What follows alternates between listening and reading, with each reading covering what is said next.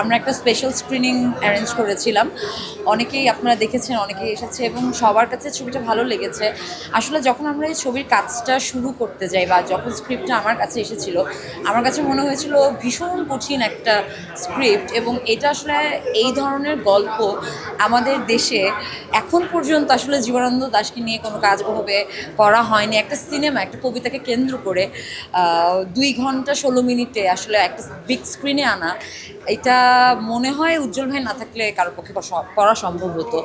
এত দুর্দান্তভাবে ফুটিয়ে তুলেছেন এবং শুরু থেকে শেষ পর্যন্ত আমার কাছে মনে হয়েছে যখন আমরা পুরো টিমটা যখন কাজ করতাম, সবাই খুব রিল্যাক্স থাকতাম, কারণ আমরা খুব ভালো মতোই জানি যে ক্যারেক্টারের গ্রাফটা উজ্জ্বল ভাই আমাদেরকে যেভাবে বলেছেন আমরা সেভাবেই জাস্ট পোর্ট্রেট করব। আমাদেরকে খুব একটা যে কষ্ট করতে হয়েছে অনেক বেশি, ব্যাপারটা একদমই তা না, কারণ শুরু থেকেই আমরা প্রত্যেকটা আর্টিস্ট অনেক বেশি মনস্তাত্ত্বিকভাবে রাজি ছিলাম যে এই মুভিটা আমরা করব। প্রথমত এইটা আমাদের কাছে একটা বিগ কনসার্ন ছিল যে আমরা যে ধরনের সিনেমা দেখে অভ্যস্ত আমাদের অডিয়েন্সরা, সেই ক্ষেত্রে আসলে এই সিনেমাটা কতটুকু ওয়ার্কআউট করবে। কিন্তু আমরা এতটুকু আত্মবিশ্বাস আমাদের মাঝখানে ছিল যে আমরা জানি যে এই বনলতা সেন ছাপিয়ে যাবে, এবং তাই হয়েছে। ঈদ থেকে এখন পর্যন্ত প্রত্যেকটা শো হাউসফুল যাচ্ছে। পাবলিকদের, অডিয়েন্সদের রিয়াকশন আপনারা দেখছেন, আপনারা নিচ্ছেন, হল ভিজিটে যাচ্ছেন।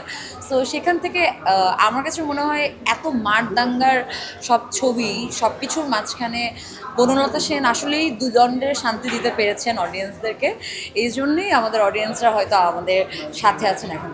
আমার শুটিংয়ের সময় আসলে পুরোটাই ঘোরের মধ্যে কাটতো, কারণ আমি সবসময় স্ক্রিপ্ট নিয়ে থাকতে অনেক বেশি পছন্দ করি। সো আমার একটা সিন শেষ হয়ে যাওয়া মানে আমার নেক্সট সিনের স্ক্রিপ্ট মুখস্থ করা। আর উজ্জ্বল ভাইয়ের স্ক্রিপ্ট যথেষ্ট কঠিন থাকে, সো সেটা আসলে আত্মস্থ করা এবং ডেলিভার করা যেভাবে তিনি চাচ্ছেন, তো সেই জায়গা থেকে আসলে মজাটা আমরা কম নিয়েছি, ওটা আমাদের কাছে একটা পরীক্ষার মতো ছিল।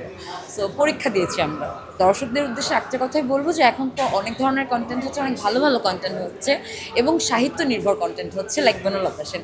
বনলতা সেন দেখুন, কেমন লাগলো সেটা ডেফিনেটলি আমাদেরকে জানাবেন এবং প্রিয় মানুষটার সাথে থাকুন।